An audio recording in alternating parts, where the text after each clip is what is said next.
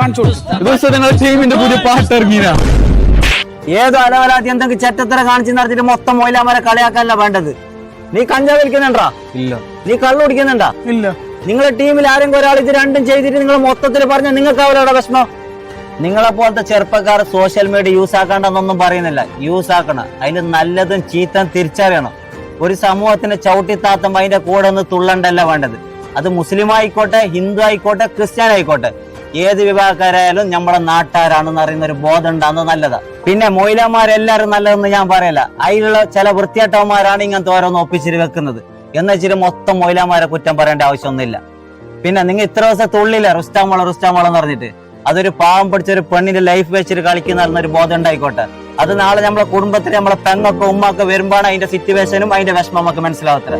അത് മനസ്സിലാക്കിയാലും നന്ന്. Download ShareChat.